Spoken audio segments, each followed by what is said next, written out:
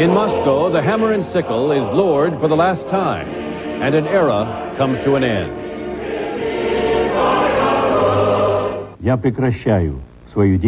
I am ceasing my activities in the post of President of the USSR. The tricolor banner of the Russian Republic now flies over the Kremlin. And from the White House, President Bush salutes the man who presided over the end of the Soviet Union. His legacy guarantees him an honored place in history and provides a solid basis for the United States to work in equally constructive ways with his successors. And tonight, Ted Koppel reports from Moscow about his extraordinary, behind-the-scenes look at Mikhail Gorbachev's final hours in office.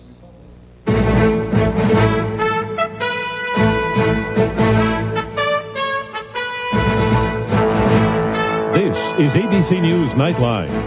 Reporting from Washington, Sam Donaldson.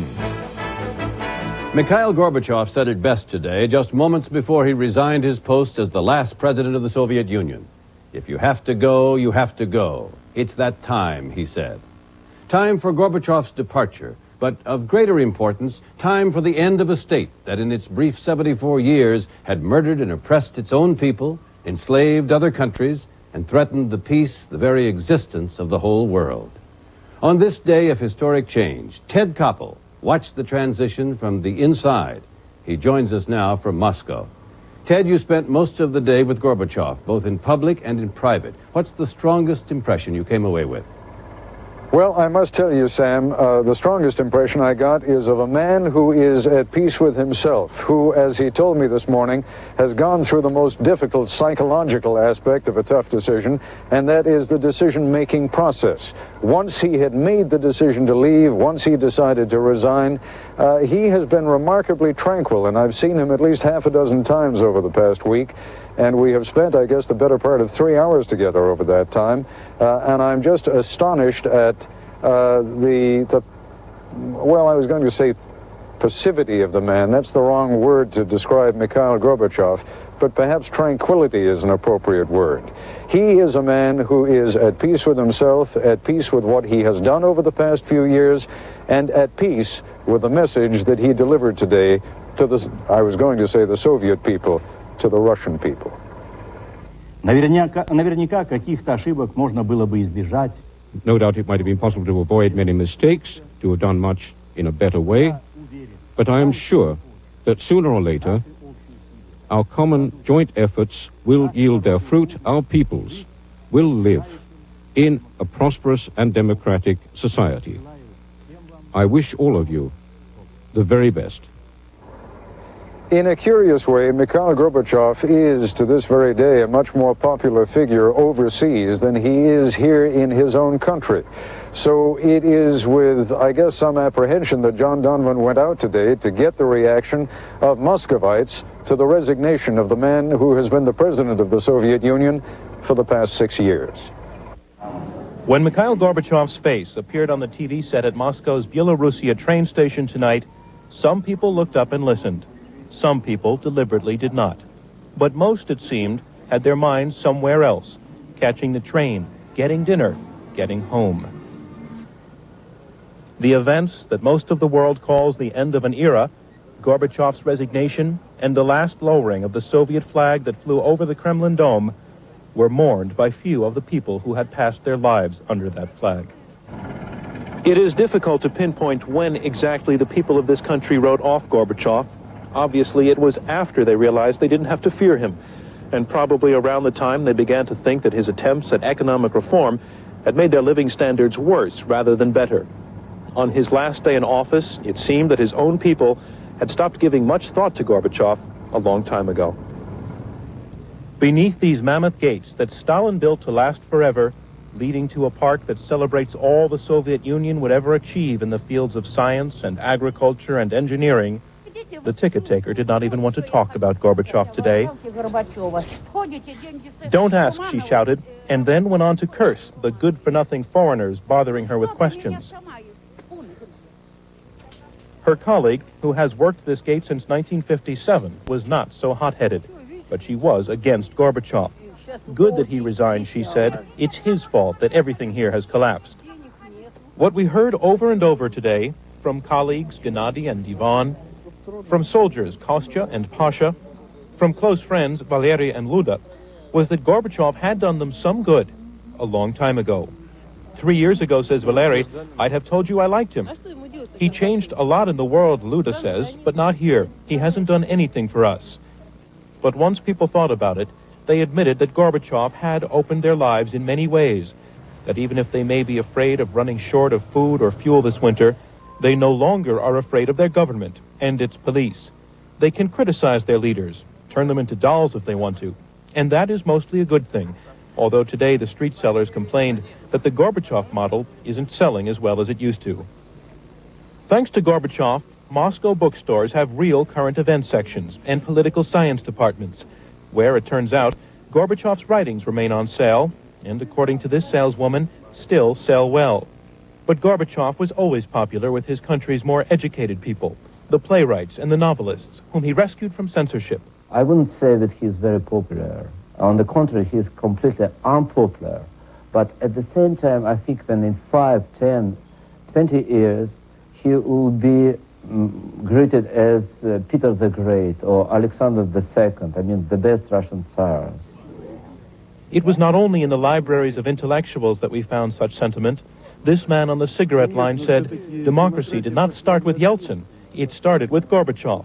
If there had not been a Gorbachev, there would never have been a Yeltsin. Теперь кнопка на ядерном оружии уже у Ельцина. The nuclear button is now already with Yeltsin. Yeltsin, who from today not only heads Russia, but also controls all of the old Soviet Union's arsenal of nuclear missiles, and whose team has to weigh the meaning of a Gorbachev out of power. It looks like he plans to be in opposition.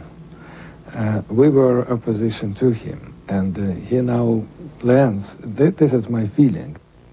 Tonight he signed away his power, and without it, it may be that Gorbachev will never again walk with footsteps that shake the globe. But today, even people opposed to Gorbachev declared that he had earned his place in history. On this night, when they raised the flag of Russia over the Kremlin, one woman said of Gorbachev, I will never forget his years in power. They were the best and the worst of my life. John Donvan for Nightline in Moscow. During Gorbachev's years in power, there was a drastic change in the way he was viewed by the U.S. and by George Bush. In 1989, Mr. Bush's spokesman denounced Mr. Gorbachev, calling him a drugstore cowboy whose promises to end military aid to Nicaragua were not to be trusted.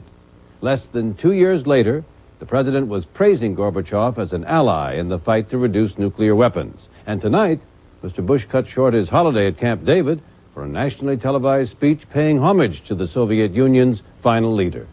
ABC's Ann Compton is at the White House. The day's historic events brought President Bush a Christmas present he could not have imagined even weeks ago. In fact, he found them so compelling, he returned to the White House just long enough to address the American people and tell them their most formidable enemy no longer exists. The Soviet Union itself is no more. This is a victory for democracy and freedom. I'd like to express on behalf of the American people my gratitude to Mikhail Gorbachev for years of sustained commitment to world peace and for his intellect, vision, and courage. President Bush turned to the political reality ahead, granting formal diplomatic recognition to the largest republic, which will fill much of the void left by Gorbachev and the old Soviet government. The United States recognizes and welcomes the emergence of a free, independent, and democratic Russia led by its courageous president, Boris Yeltsin. Our embassy in Moscow will remain there, as our embassy to Russia.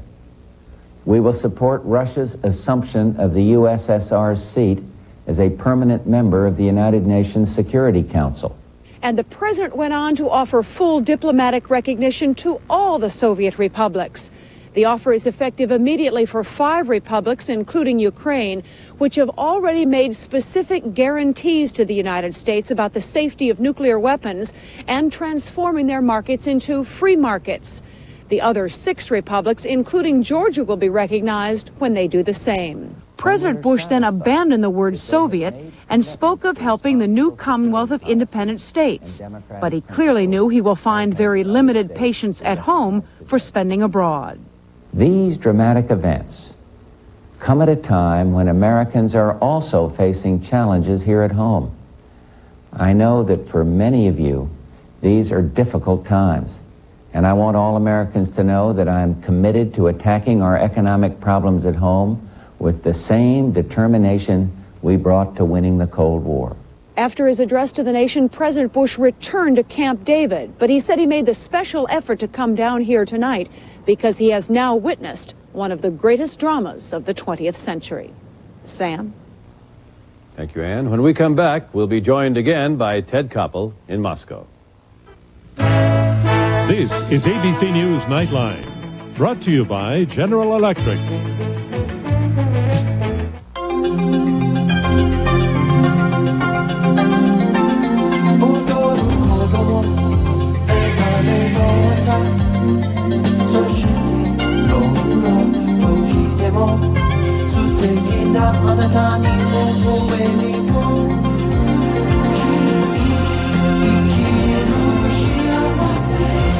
The people of Tokyo, like people everywhere, know their future depends upon getting more electricity in a cleaner, more economical way.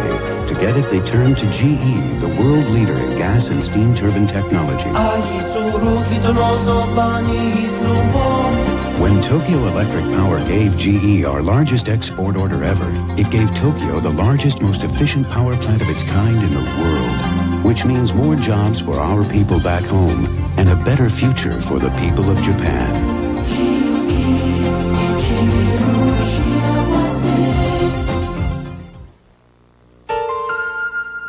Volunteers are needed for these. The Tennessee Department of Youth Development is in need of volunteers in the Bellevue area to tutor students in science.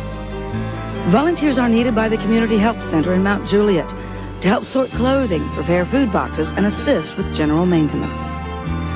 Waves Incorporated needs volunteers to work one-on-one with autistic clients and in the geriatric unit to help with craft and exercise programs. Travelers Rest Historic House needs volunteers to help with the 12th night celebration scheduled for January 5th. Call 832-8219 to volunteer.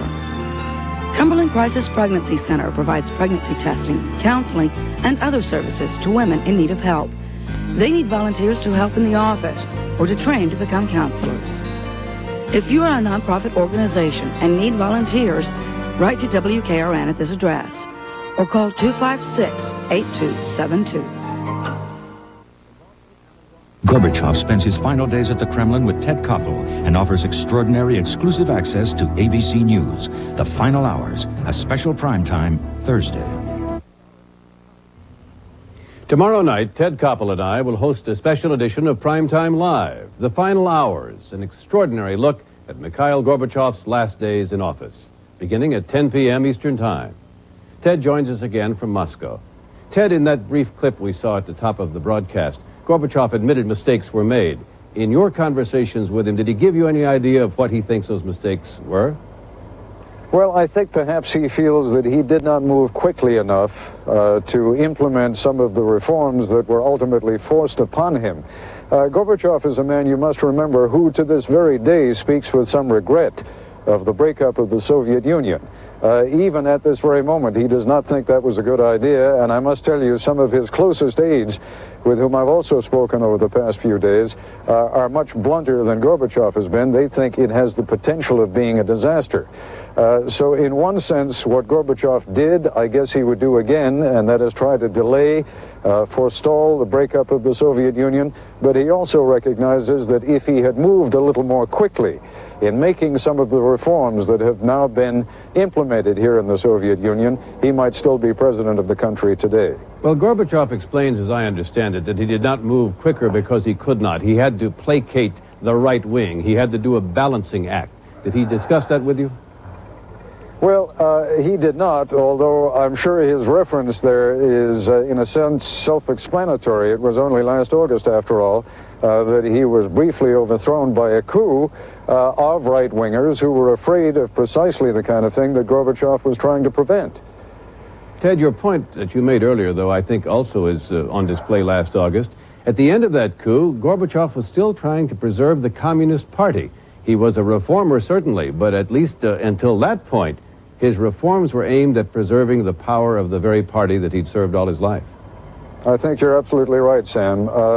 If one thing can be said of Mikhail Gorbachev, it is that he is a humanist. I think he tried to put a human face on communism. I must tell you, having observed him over these last few days, I'm enormously impressed with the man's character, the strength that he has shown. You can imagine these have not been easy days for him. But you are quite correct in your observation, and that is throughout, Mikhail Gorbachev has been and is to this day a dedicated communist. Did you get any impression that Gorbachev might be willing to concede in retrospect that he personally stayed too long? As you know, there's a lot of conjecture and a lot of discussion from many quarters that, in fact, he should have resigned months, if not years ago. Well, I suspect you're right, Sam, but let me tell you what I think is behind that. Even though Mikhail Gorbachev has been publicly very gracious in the comments that he has made about the kind of cooperation that Boris Yeltsin and his government can expect from him, that is Mikhail Gorbachev, the fact of the matter, again, is, and I refer back to conversations with members of his staff who privately are much blunter than Gorbachev has been in public, they're not crazy about Yeltsin. They don't like him, they don't like the people around him, they don't like what they consider to be the shabby way that Mikhail Gorbachev has been forced out of office.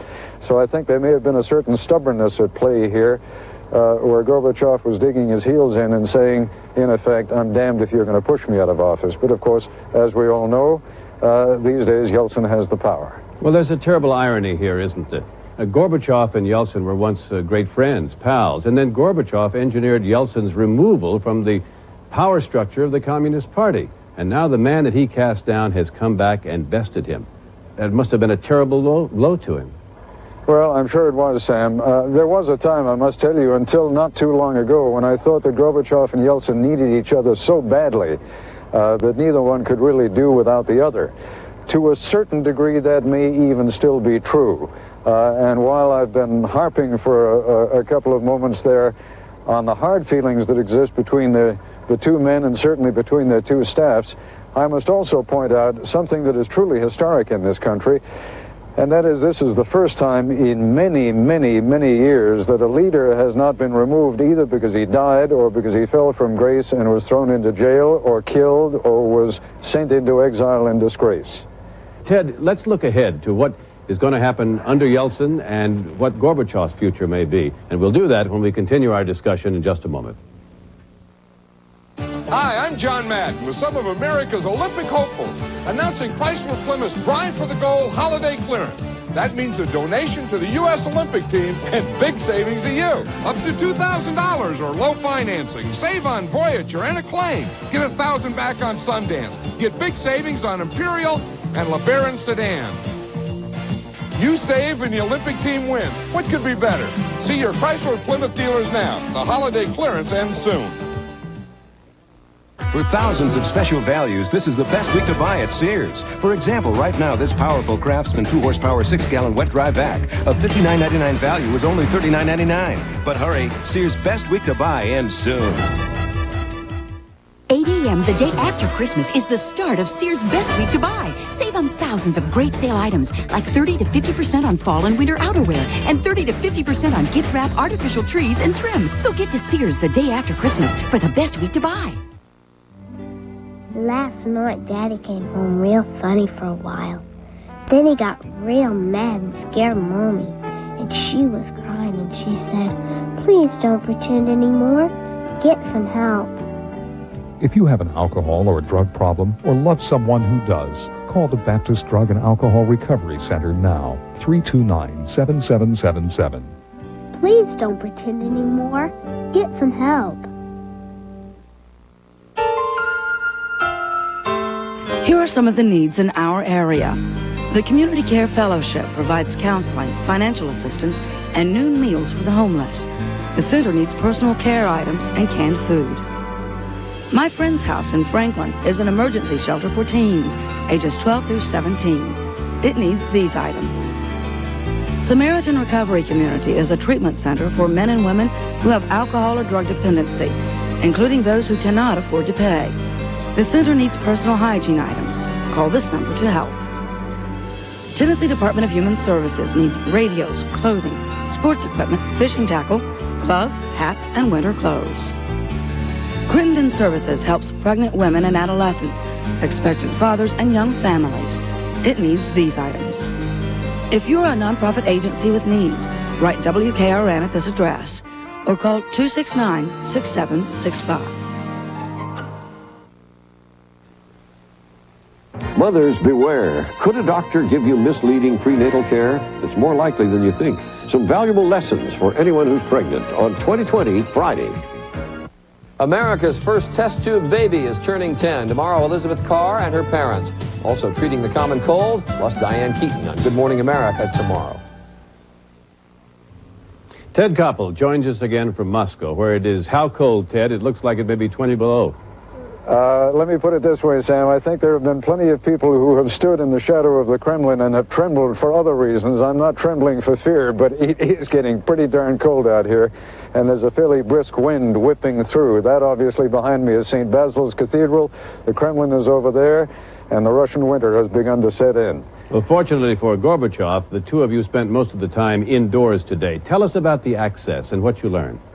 Well, actually, we began the day outdoors, and the access has been truly remarkable. I hope that many of our viewers tonight will be able to tune in tomorrow for your broadcast on Primetime Live. Among the things we were able to do this morning, and remember, this was Mikhail Gorbachev's last day in office. He took about half an hour to go on a walking tour with us inside the Kremlin grounds. And I think you may find that both visually and substantively interesting. And then what was perhaps the most extraordinary access that certainly I have ever had in a career that spanned 30 years was when we were invited in by Mikhail Gorbachev to videotape his final conversation as the president of the Soviet Union with his old friend George Bush, the president of the United States. Алло. Да, Джордж, дорогой, приветствую. This was not just a conversation between two statesmen, but a conversation between two men who truly have become old friends. Барбару, всю семью. Well, Ted, what's ahead for Mikhail Gorbachev? He said today that he wasn't going to go hide in the woods. Did he give you any idea what that meant? Well, what he means is that he is going to be active politically, and I think he is going to be quite a thorn in the side to his old pal Boris Yeltsin, although all the conversation, as I've said, the public conversation is of cooperation. Yeltsin had better be on his mark because Mikhail Gorbachev has not retired in his own mind. Now, he is going to start up a foreign policy institute. He's going to be cooperating in that with his old friend Edvard Shevardnadze, the man who was his foreign minister. He's going to be doing a fair amount of traveling, and I think that you could expect to see him on a very profitable lecture tour at some point or another in the United States, possibly even spending a little bit of time at one or two American universities. But, you know, remember, these have been very hectic days for Mikhail Gorbachev, and those plans have not yet been firmed up. Well, while he's in the United States making money on the lecture tour, Boris Yeltsin will be back as president of the Russian Republic, having his finger on the nuclear trigger, because Gorbachev today transferred some, 30,000 warheads to Yeltsin's control. Does that worry anyone? Well, it certainly worries one of Mikhail Gorbachev's closest aides, the man I guess I can best describe him as having been the equivalent of Brent Scowcroft, President Bush's national security advisor. He said he is extremely concerned, not because the nuclear weapons are under the control of Boris Yeltsin, but because there are nuclear weapons spread throughout at least 3 of the republics in this country, and because the potential for ethnic and national conflict is as great as it is. And one other thing that worries people, quite frankly, here, money is so hard to come by, goods are so hard to come by. I'm not sure that anyone is suggesting that nuclear weapons will be sold on the market, but there are an awful lot of nuclear scientists in this country who have a great deal of knowledge that they could sell for hard currency, and a lot of buyers like the Libyans, the Iranians, the Iraqis, who might be in a position to make a deal with them. Did Gorbachev give you any idea that he thought Washington had not supported him enough? Bush, of course, was a very Very great supporter in public and had come to like him personally, we're told. Yeah, no, I did not get any impression of that sort at all. Indeed, in any references that he made to President Bush, and certainly in their conversation, and you'll see that conversation tomorrow night on Primetime Live, you will see that the two of them engaged in the warmest kind of exchange, and I think it's sincere. Well, speaking of warmth, Ted, why don't you get in out of the cold right now before you turn into an icicle? We want to see you tomorrow night on Primetime Live. Those are the happiest words I've heard all night, Sam. Thank you. Goodbye, old friend. I'll be back in a moment with a final note. E.T. is now available at Sears for just $9.99. That's an extra terrific price for this emotionally touching movie, the most popular ever. And you get a free full-size E.T. poster. That's E.T. and a poster for just $9.99. To enjoy it today, hurry to Sears. For thousands of great sale items, this is the best week to buy at Sears. Our large-capacity heavy-duty Kenmore washer is just $247. The matching dryer, just $197. That's our lowest price of the year for the pair. But hurry, Sears' best week to buy, and soon. An afternoon of playing grandparent can take quite a lot out of you. Magnesium, for example, vitamin B6, vitamin C, and valuable potassium. As nature would have it, replacing all of them is as simple as eating one Chiquita banana. In the case of twins, however, you might want to try two. Chiquita, quite possibly the world's perfect food. I can't believe it. Can you believe it? I can't believe it. Next month, this could be you, a brand new millionaire on the Publishers Clearinghouse Sweepstakes. It's coming soon. Watch for it and send it in. It pays off. It pays to enter. 8 a.m. the day after Christmas is the start of Sears' best week to buy. Save on thousands of great sale items like 30 to 50% on fall and winter outerwear and 30 to 50% on gift wrap, artificial trees, and trim. So get to Sears the day after Christmas for the best week to buy. If you're unable to attend the worship of your choice Sunday morning, join Dr. Bill Sherman for Inspiration from the Pulpit of Woodmont Baptist Church, live at 10:30 on Channel 2. In today's busy world, you need more. That's why Channel 2 News Dayside is on your side. Get the latest news and weather, plus medical news, consumer tips, delicious recipes, news from Hollywood, ways to fight crime, and more. Join Ann Holt and Rick Mitchell. Weekdays at 12:30 for Channel 2 News Dayside. On your side. Another reminder, tomorrow night, an exclusive behind-the-scenes look at Mikhail Gorbachev's final days in office on a special edition of Primetime Live, The Final Hours, beginning at 10 p.m. Eastern Time, 9 Central. That's our report for tonight. I'm Sam Donaldson in Washington. For all of us here at ABC News, good night.